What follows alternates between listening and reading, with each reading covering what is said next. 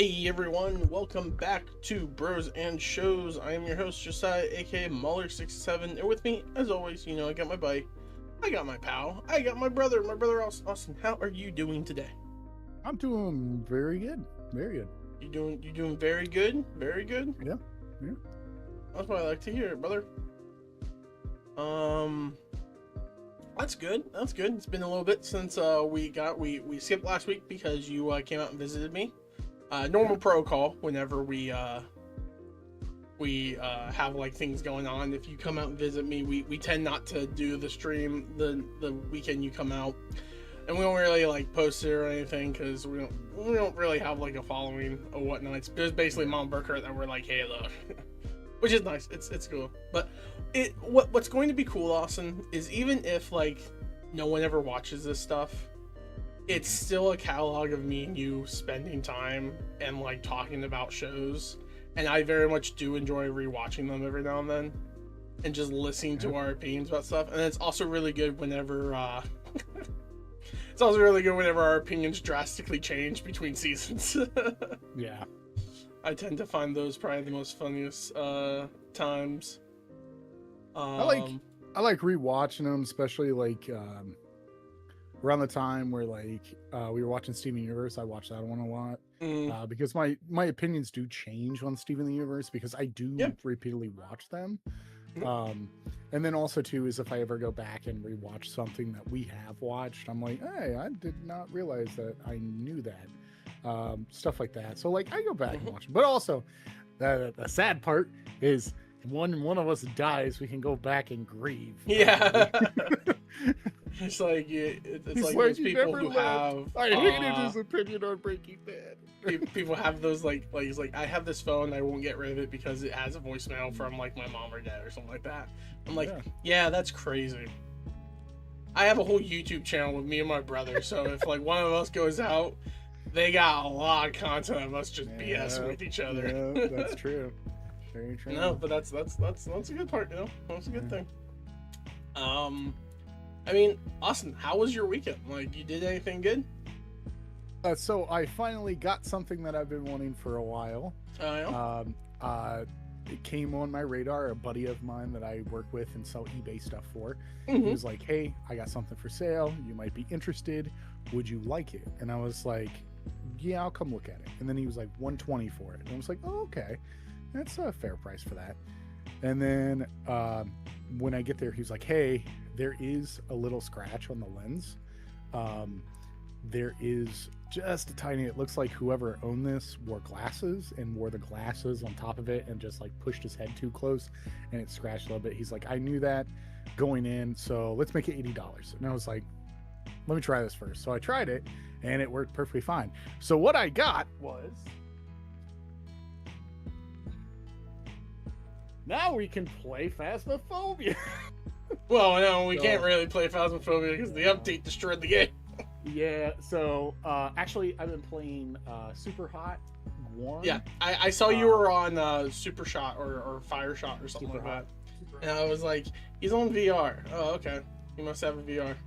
Yeah, I have my own. I don't use it very often because like there's not really games that I play of it. And VR is one of those things, like, no offense to the people who are like, VR was the next big thing or whatever. Yeah. VR games are just kind of like stressful to set up sometimes. Correct. And well, that and sometimes it's really hard. So like the biggest problem I have, this is the number one problem I have with VR, is so Oculus Meta itself has a switch on button where you can play when laying down. Yeah. But you cannot do that with your Steam games. So you have to program it a certain way. And I've tried and it won't work.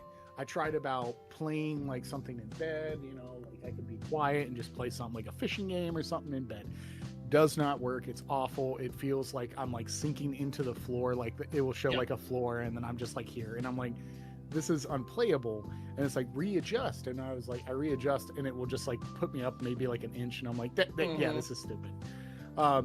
So that's the only problem I really have with VR itself. Like once they get that down to a fine tune where you can do that, Yeah. I'm fine with that. Now there is some games that you can play lying down, like, but I don't want to buy on the meta. Like I don't want to buy on meta to do that. So Yeah. I'm like, I'm not doing that. Like This I is have stupid. stuff on Steam. I don't want to do all this. Yeah, My biggest, like, if I'm being honest, right, what I kind of want from VR is not what VR is intended for. Like a lot of people like see VR in the form of like, oh, you can play games and you're like super immense. I'm like, no, I want to be able to lay in my bed, have the VR going, and having like Slay the Spire on like a big screen as I lay down with a controller. I could just sit there and play it, laying down as if I had like a big screen TV in front of me. Yeah. Like that's what I want to do. Or like Well, if I'm like, oh, I need to go to the living room, whatever, I can just walk in with VR headset, pop down, and then like do that while Terry plays on his other game or something like that. But it's like they're like, oh no, you need to like define a space, and then you have to be up and moving. And I'm like, I'm fine with being up and moving, but some games are boring after a bit that do that. When's the last time you played on your VR? Oh god. Yeah, because honestly, probably whenever we played Phasmophobia, the one time that I was doing VR. I don't think I don't use it at all. Like I dropped $400 on that, and I think I used it like 4 times. So they have changed it. There is a stationary mode where you can just be stationary, and you can connect your Xbox controller or whatever controller to your Steam, and then play those games on like a screen. Like I've done it a couple times. Like I've played, what's the game that I've been playing lately? Tears of Metal, like the playtest. I've been playing that a couple times on VR. It's just nice because then I can just lay in my bed and play that, but I can't play VR games like that. So I've done that, or I've watched like countless movies or TV shows on it. There is a problem though. Like there is a paywall, and that's what I hate about it, is there's a paywall for that. So like someone that is on Meta like made an app where you can be like, hey, you can stream your movies through media. Okay, so like I have a NAS and I have media on there, so I have to go through and click it and then watch it. But the thing is if I'm watching a TV show, I'm like, it's not. So what if I switch over to Plex and then like it doesn't, like I don't remember what episode I'm on because I've been watching it so much. So I was like, it doesn't progress. So then someone else came out with an app, the same person was like, oh, well now we put a web browser in it so you can watch whatever you want. But the first one's $16.99 and the next one's $10. And I was like, that's ridiculous. Like, that's put it in a bundle for $20. I'll buy it for $10. I wouldn't do that. I'm under the like very firm thing that basic things like browsings and like internet browsing and everything, those people scrape your data anyways, shouldn't ever have to pay for any of that. The data that they steal from you is basically paying more than what I'll ever like make in my life off of that effectively. I like used back whenever I had my leg like issue, I remember, or my back issue. I still have bad back, but whenever it was so much that I could barely move, I used my Steam Deck to like go on the internet and watch like YouTube videos and everything. More why I ended up doing that, I was trying to get like VR to work that I could lay down and play games, but the issue that I had was what you were describing, where you kind of like merge down, and it just was like, I'm like, this is useless. This is stupid. And that's when I ended up buying my projector that I had in my room, because I'm like, this is just what I want. I want to be able to lay down, project it on my TV, my ceiling, and watch one. I'm like, this was what I wanted whenever I got the VR headset, and I just found this to be a lot easier to do, so I just did it. And like now, like I don't do that because I don't have the space for it, and my roof has like ridges in it, so it like makes everything kind of cut off and hard to like see. So I don't even use that anymore. I just watch stuff on my computer since my room's so small and I can do that. But that's all I want. Like I just wanted the ability to watch like Netflix, Plex, YouTube, specifically YouTube. Like I was a big YouTube person all the time. Just laying in bed, and now it's like, well, it's just not worth it. Like it's not great. One thing, you know what we could do if we both have a VR? We can look into doing a VR like Red Dead Redemption or VR Skyrim and run around and be idiots in an RP server. Mhm. I still want to do an RP server with you sometime because like we talked about it and we like made little jokes about that, but Mhm. they have full on RP places. It's just kind of it's just one of those things that it's kind of an investment, and both me and you are kind of like in and out about doing things. We'll be like, yeah, let's do it. We'll do like really like we'll be really focused on it for about like a week, and then we'll just fade off, and we'll be like, oh yeah, remember that Toxic Rest in peace, Commander game? Windblown. Yeah. Yeah, Windblown, even the Scott Pilgrim EX game, like Yeah. we beat the game and we were like, man, that was great. All right, well. We could do a couple more playthroughs. Nah, it's good. Oh no, we were like, yeah, let's do another playthrough. So we started playing again, and we got like 2 bosses in, and it's like, okay, well, I think that's it for tonight, and then we just never picked it back up again. Well, that's also around the time where everything else was going on. I haven't really played games with you, and man, it's been a while. About a week or two, but that's mainly because like you had everything with like your job and everything going on, and then it became very like, I don't know when I'll be able to play. Yeah. And then now you're probably gonna be able to figure that stuff out a little better now. Wow, hi boy. Oh, hello. You can do it. I can't. But yeah, no. So like, I've been doing that. I've been playing a little bit of VR. Like I just got done playing Super Hot, and I realized that if you're gonna play a game like that, you gotta have the air conditioning on because I am sweating like crazy. You can kind of see them like little glycerin. One of my biggest issue with VR is like the condensation that happens in the goggles. I hate any type of like fog in my glasses, and that happens because I have to wear glasses in my VR and everything, and it makes it really really hard to see. It just does not work very well. And they're like, well, you can get adjusters that like put on the thing. And I'm like, no, it doesn't help. They're like, well, you can also get like adjusters that are like your prescription as well. I'm like, I don't even know what my prescription is. It's been so long since I went to the doctor. I need to go again and get new glasses. But that's how life is. So yeah, like, and then like I invested in like a battery pack on the side, and I'm gonna do like probably a headset or a headband or whatever. But they do have like a fan headband, which I thought about getting because it blows air down in where your goggles are, so it doesn't like keep fog. Like I haven't had a problem with fogging it up too much ever since like I learned how to use the strap properly, but still it does happen from time to time, and I'm like, ugh. Especially when I play something like heavy, intense, like Warren. Like I'm just like, oh my gosh, I'm like, you know. And the thing is, it's like I'm really trying to stay away from the scary stuff because like I'm like, man, I don't know if I could do that yet.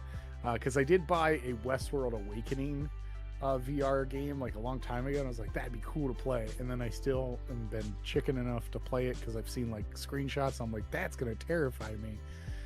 But I'm just like, I'll get over it. But between that, I've been like, I finally fixed the mod for my PlayStation Classic. I've been having problems with like it reading multiple discs. So like when I was putting like Legendary Goon on it, or I was putting like Final Fantasy 8 or 9 on it, like it would show multiple copies instead of just one copy, and it says it has like 4 discs or whatever. Finally fixed that. That took like a whole week to do, and I was like, oh man. Finally off school now. Like this was my last week of the school year. Nice. So I'm off for 2 more weeks, and then I go back to work at the Y summer camp. And then I work there until I think the second week of August, and then I have a week off, and then I go back to school. So yeah, it's gonna be super busy. I know when I came out last time, I got to hang out with you and play some Magic and stuff. And we had a lot of people at the house. We had like 4 more people than we normally did. Yeah, and it was fun. Did have a couple people at the end of the night, like when everything was kind of winding down. They're just like, it was fun, but 3 people in a pod, it's just it's not what I like about Commander. I'm like, why? Because there's a high chance you get targets. Like if one person puts anything on the field that like says like, hey, don't attack me unless you pay money, the other person just looks at the other dude just like, sorry buddy, you're dead, I'm gonna murder you instead. And then that person gets a free pass to the final too, and I'm just like, yeah, no, that's true. At least in a 4-man you have a little more options to do things. Yeah. But it was still fun. Like, I still very much enjoyed it. We had plenty of people. We could probably break up into like 2 pods of 4, 1 pod of 3, and have no issue there. But hey, it was fun. I was glad that you came out. Yeah. Got to see the twins finally. Like, that was a lot of fun. Got to hang out with him, and then I'll probably be coming out next weekend. Next week to help him out with the twins and stuff. Yep. Why his also, when you were in town, we went to a furniture store, right? Checked out the furniture store and everything, and me and Terry ended up buying some furniture. It has been confirmed. I got it to be delivered early, so it's going to come this Saturday. So I'm like, hey, cool, so, awesome. We'll have crap going on, which is nice. So we'll see how it goes. Yeah, there you go. All right, Austin. I think it's time we jump into it. Let's talk about 2 boys chilling in the small town. Pretty sure that one is gay. Which is awesome. I will say, Austin, when you recommended this, I had no concept of what this show was. Okay. And within like the first 3 episodes, I'm kind of like, is this a BL, like a boy like love story? Because you pitched it as like it's a slow burn horror movie, like horror show, and I'm like, okay, yeah. And then I'm like, there's a lot of like weird sexual tension between these 2. Is this intentional or not?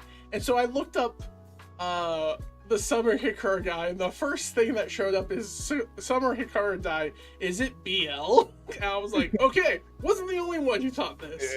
It's just funny. If my brother was recommending me watch like softcore Yuri on Netflix, I'm like, that's it. Okay, I mean, if Austin does it, like, whatever.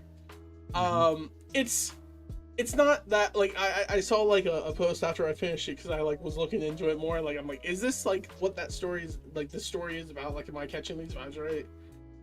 And like the creator is like, it's not a BL because it is a horror based show, and it's not a love story, but it is very much like queer awakening in this thing, and a lot of like that type of stuff. So I'm like, okay, so the intention's there. It's explained different ways. I'm like, I don't know if it's explained this way to avoid that or not. So we'll get into it, Austin. I got to ask, Austin, what drew you to the show? Like, how did you find out about the show? So actually, it's really funny. So I did some doom scrolling, okay.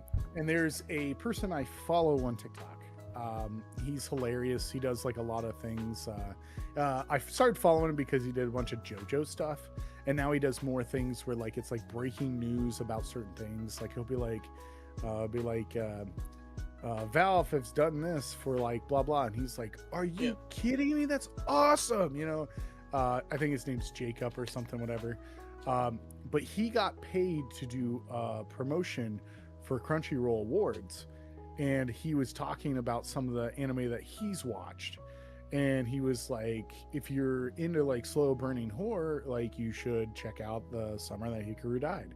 And I was like, I was like, you know what, I got nothing else to watch, because at that point I was also done with George and Mandy's First Marriage, which is, I don't know how I got on that. It was just like a sitcom that started going on, and the only reason I watched is because I like Will Sasso. And I found out Will Sasso was in there, and I was like, I think Will Sasso's funny. He's a funny dude, and I wish he was in more stuff. I've loved him ever since Mad TV back in the day. So I was like, well, I got nothing to watch. I'll watch this. So it was like, I was like, oh, it's only like 10 episodes, really, something like that. I was like, I'll just watch it real quick. And I ended up watching it, and I was like, wow, I actually really enjoyed this. Like, I thoroughly did. And it was like nominated for like a Crunchyroll award for like best anime. Like it was up for like the best anime of the year. And it was surprising because it was on Netflix, of course, but Netflix also has been putting out some really decent anime like that they get from like, you know, someone. I think this is a manga, and I haven't read any of that. That's like manga, my next thing. That's my next thing. After I watched it, I did some like diving into like the like additional information about it. Gotcha. Is there more to this though? I don't understand. But yeah, no, it's a manga. There is like more to it as well. Which I think I read somewhere that there's like season 2's being made. Yeah, So that's I'm what I've like, been okay.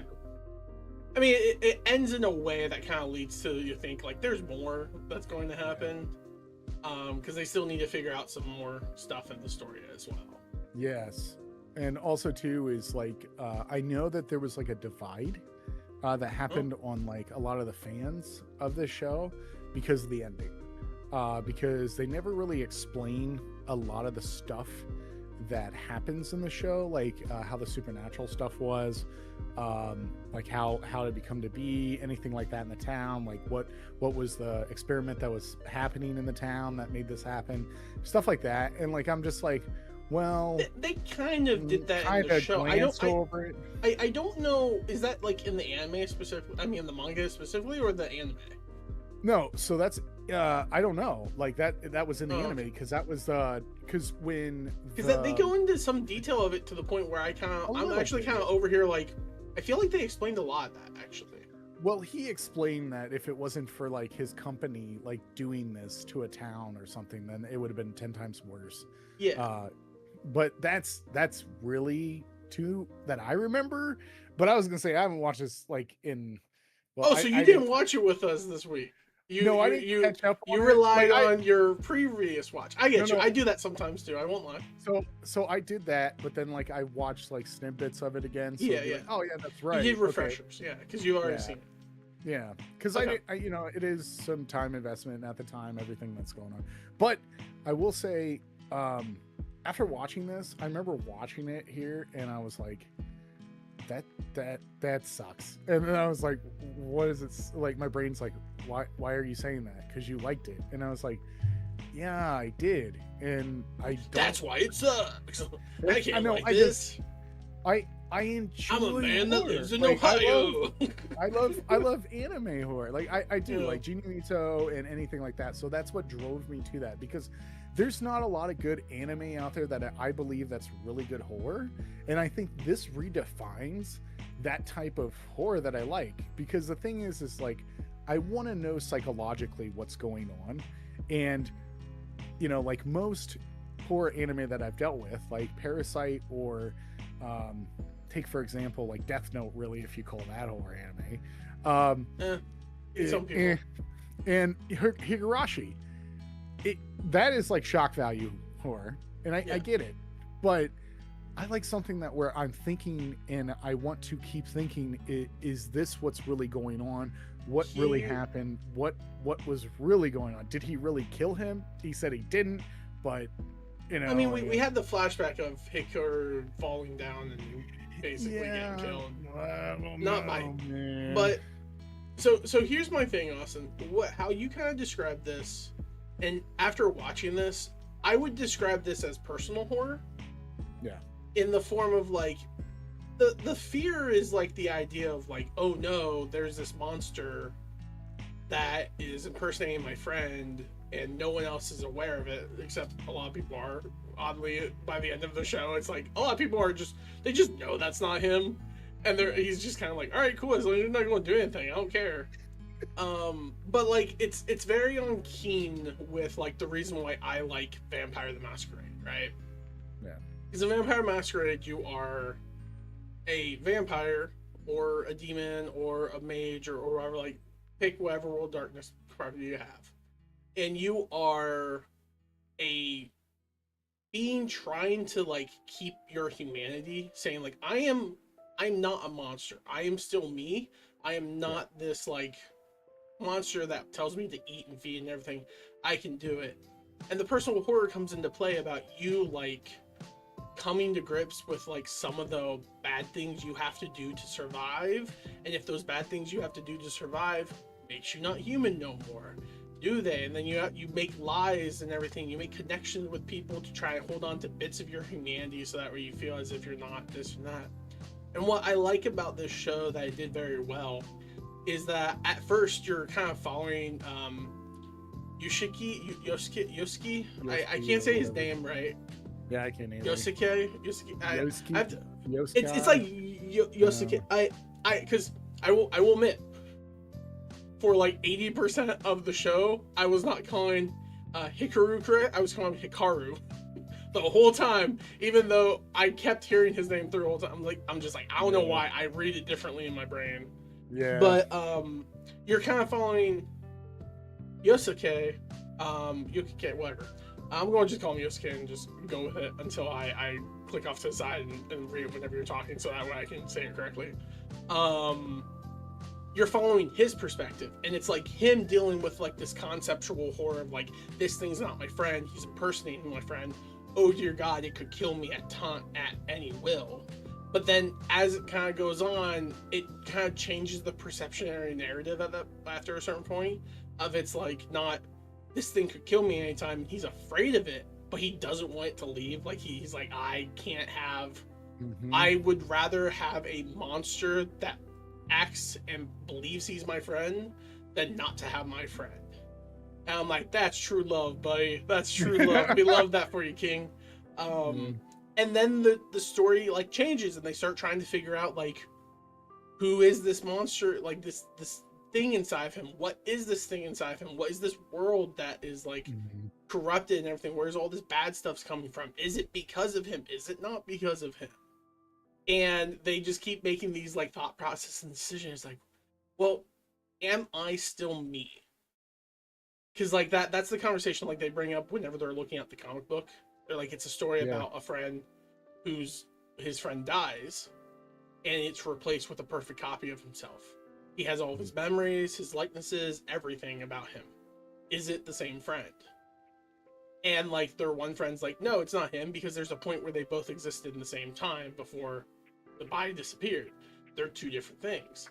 And then the other one's like, well, no, they're technically the same person. Because what makes up a person is their memories and their like attitudes and everything. And if a being has all that embedded into him, they're his friend. They may not be what you remember, but they are your friend.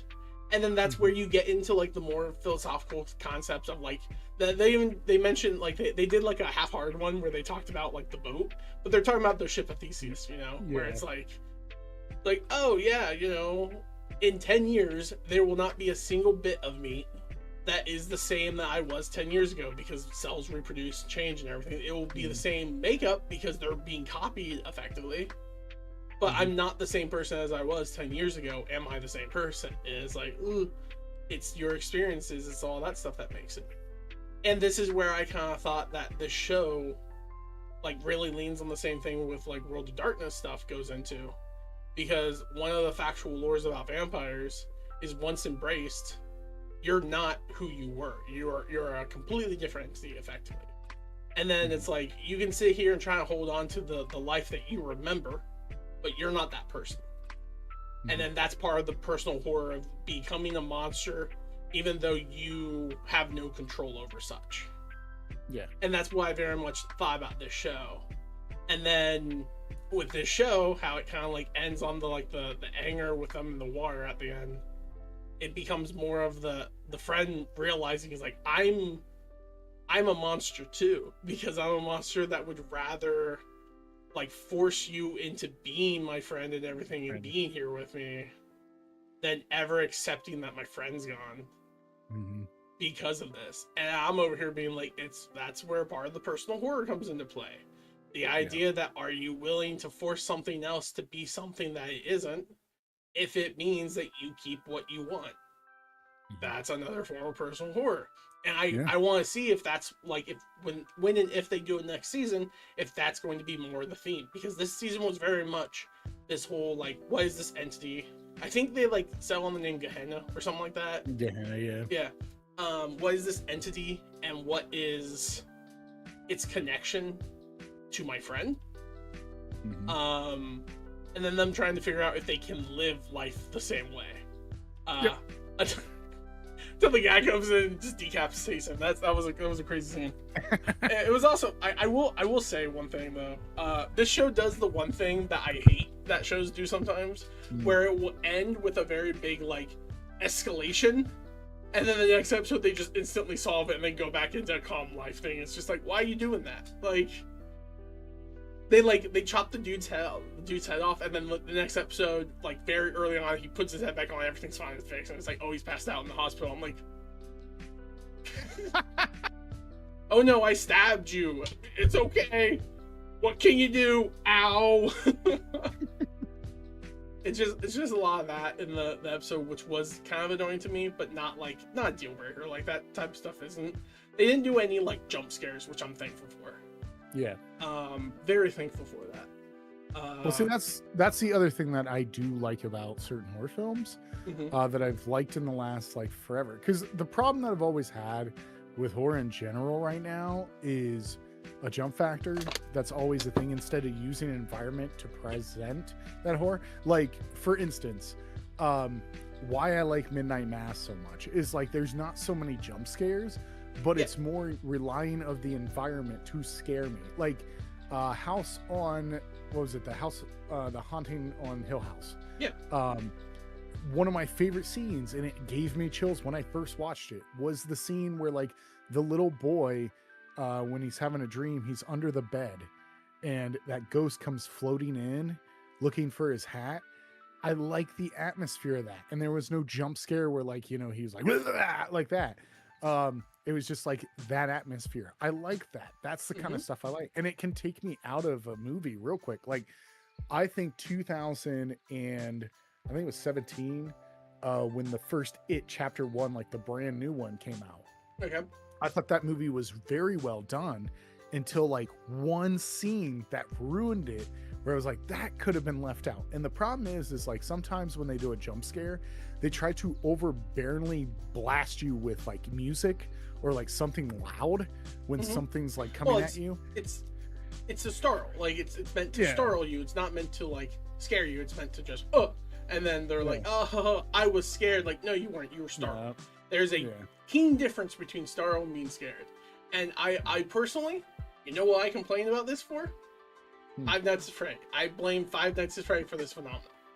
Because I never once had any situations where I would be like, in any horror movie until I played Five Nights at Freddy, and I'm like, what is this thing where it jumps? It's like, oh, that's called jump scare. I'm like, I wasn't scared though. I was just startled. That's not being scared. And then everything started doing jump scares. They all just started doing the thing where it's like picture noise. And I'm like, again, I could be wrong. It could have came before Freddy. That's the first time I started seeing it in a more popular thing. I was an online kid. I was like a gamer online. So I could just be wrong, and that's not the first actual instance of it. But that, to me, is what I remember as the first instances of jump scares. And since then, they have been everywhere, and I'm like, jump scares suck. They're not scares. They're just startling.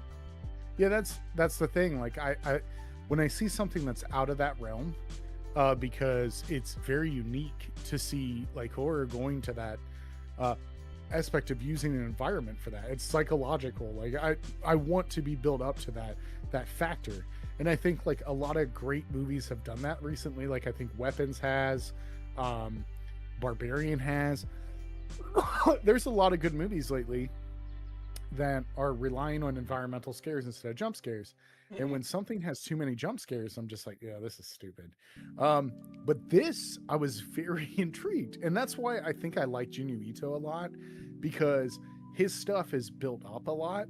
And then the reveal happens. And you're like, I love this. Like, the one Junyu Ito that I love is the one where the guy, I think it was Guy Girl, where the window opened in his like house and there was like this little pit down there and he didn't know what it was, and then like slowly you come to find out that there's something down there, but like that's the thing, I want that mystery, I want that build up in horror, and that's what I liked about the show, where it just built it up.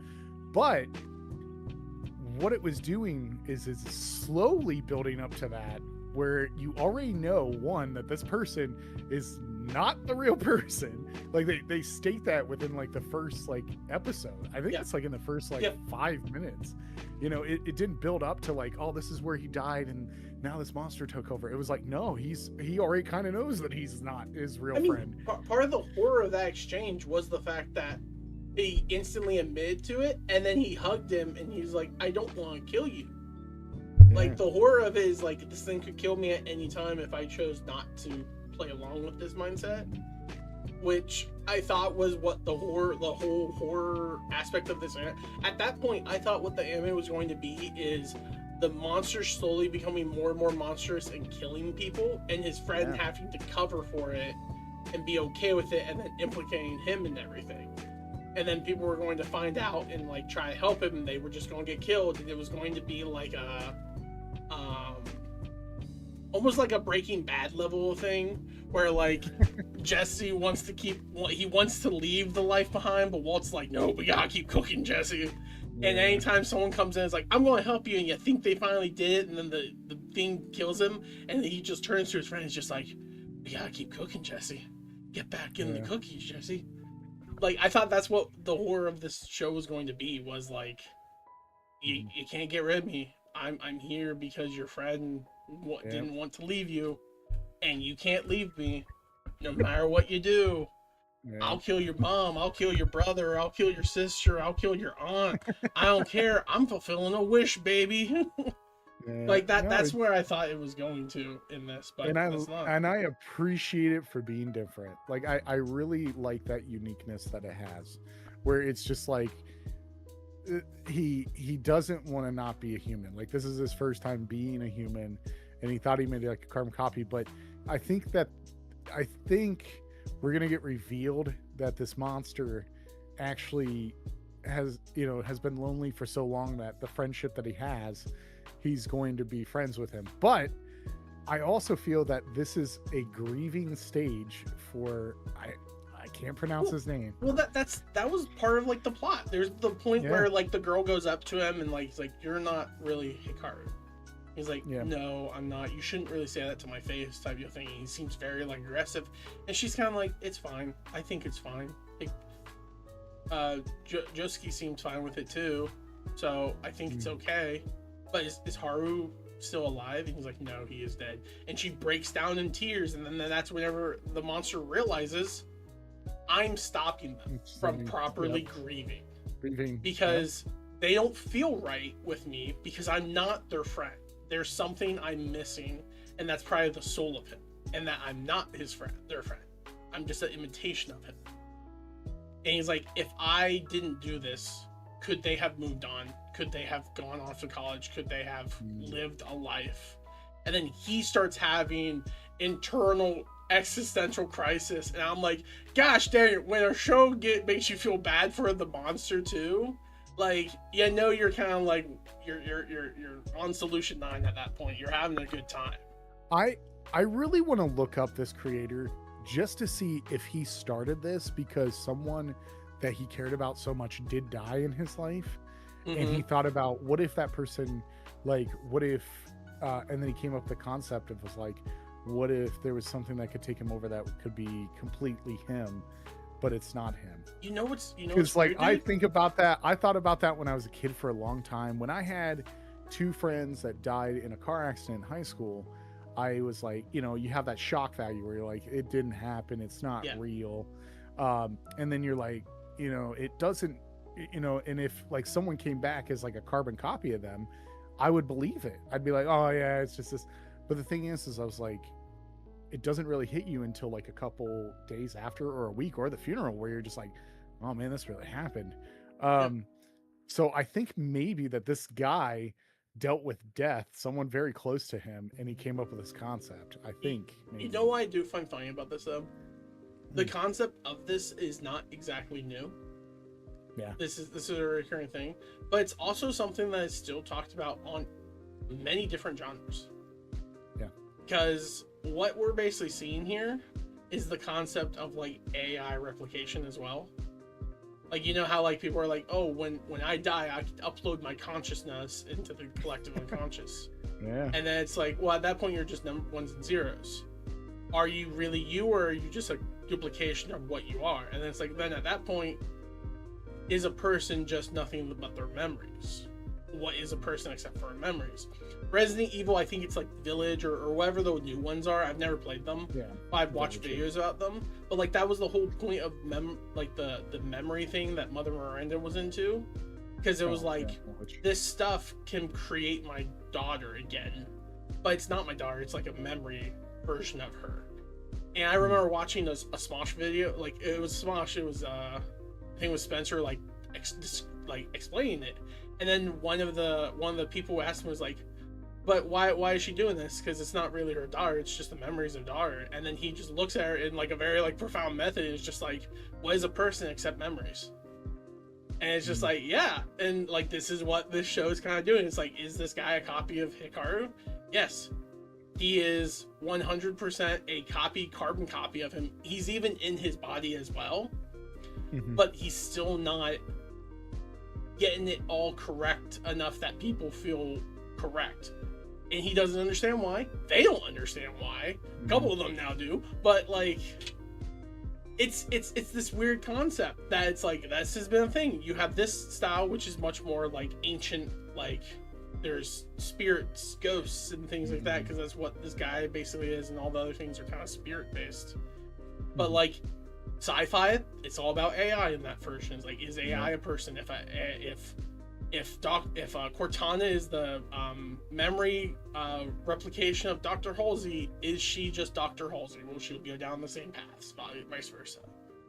And so whenever I was watching this, I'm just like, it's funny how it's the same story, but told in a different medium. But the thing I like about this is that you have the demon, or the monster, the spirit. I think he's more just a spirit or whatever.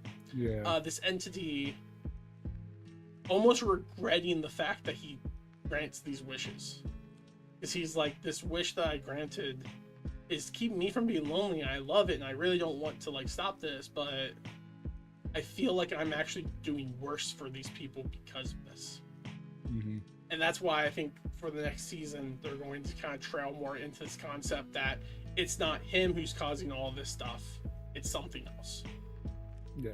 But, so, yeah. But, no, that's, I'm sorry. Yeah. I ended that statement. This I was is like, great. I don't know. No, it's great. I like the thought-provoking stuff that happens with this anime. Like, I actually thoroughly enjoyed this anime, and I'm excited. Hopefully, season 2 is, you know, as much as I like season 1, I hope season 2 is the same. You know, like I feel like this is a really cool concept. I like this concept, and I like the way that it's filmed. Like, I like the pacing of it. A lot of people hate it. I get it.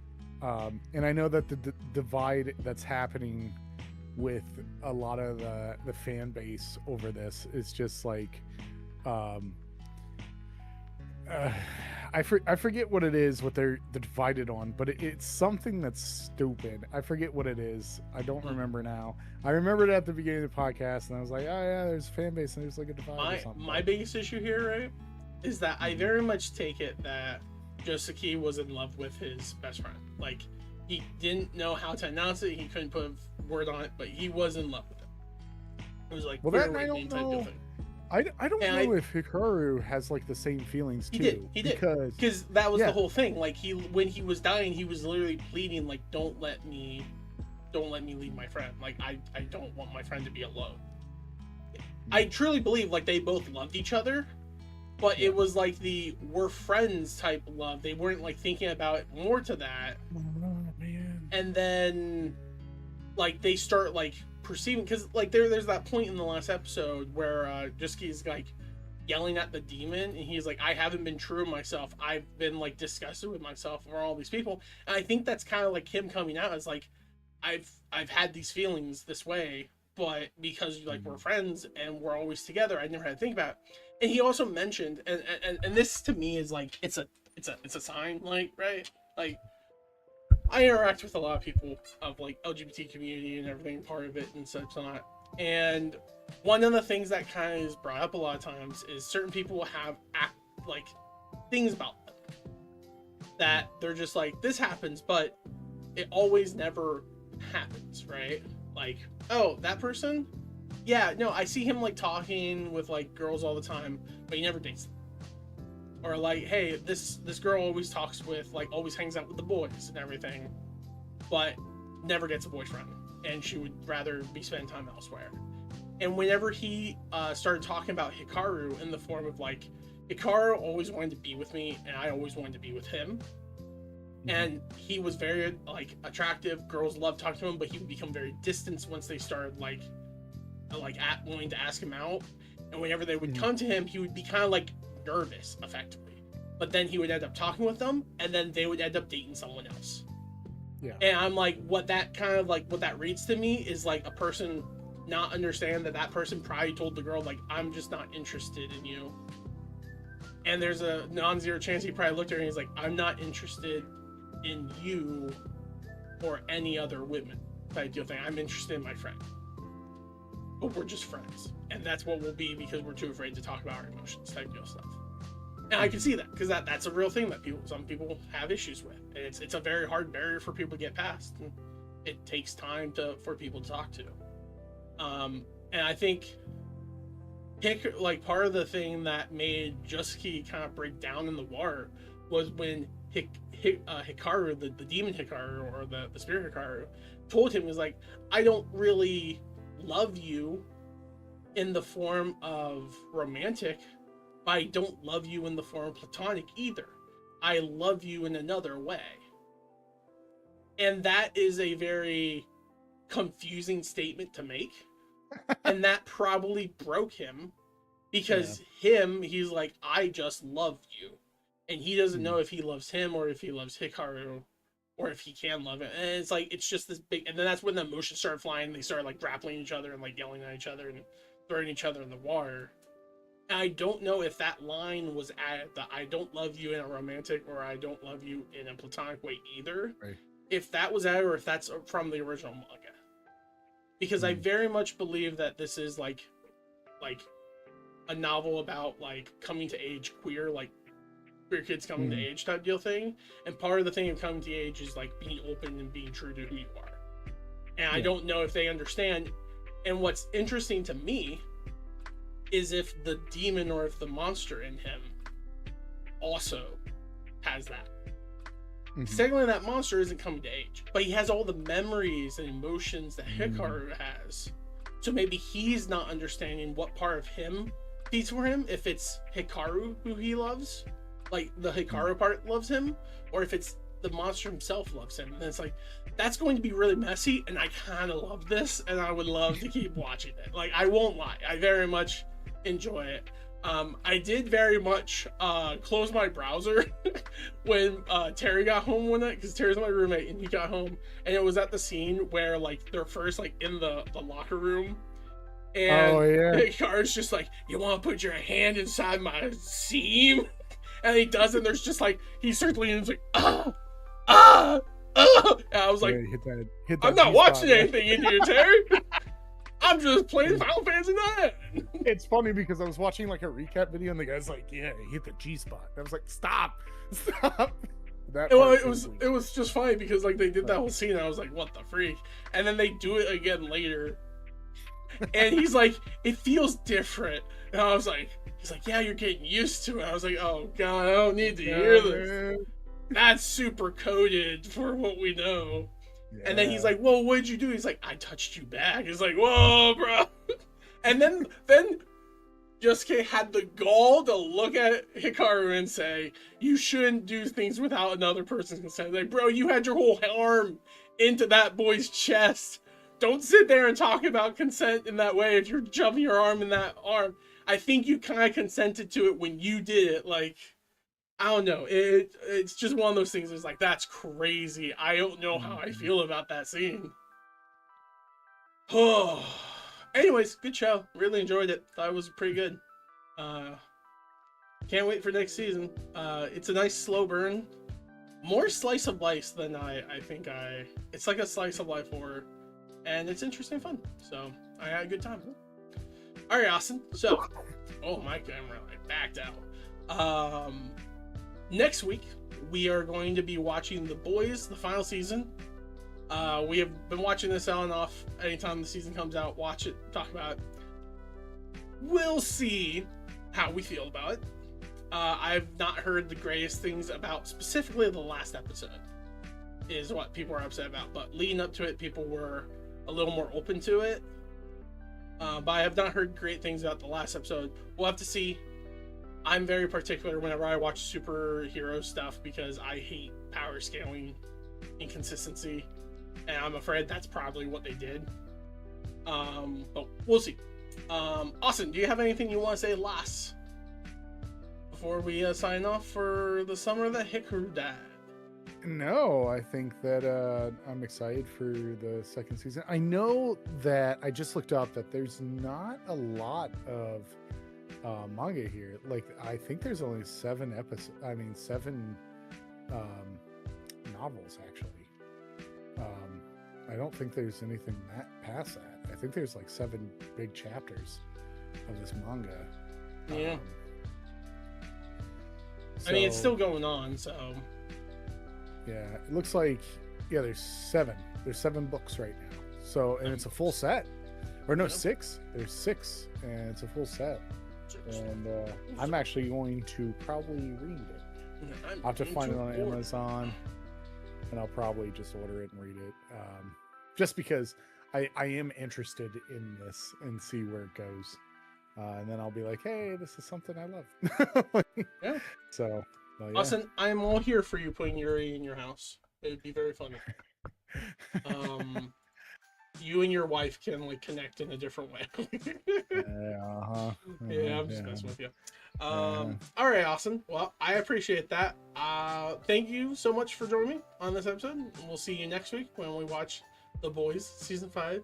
Thank you so much for joining us, and thank you all out there so much for tuning in.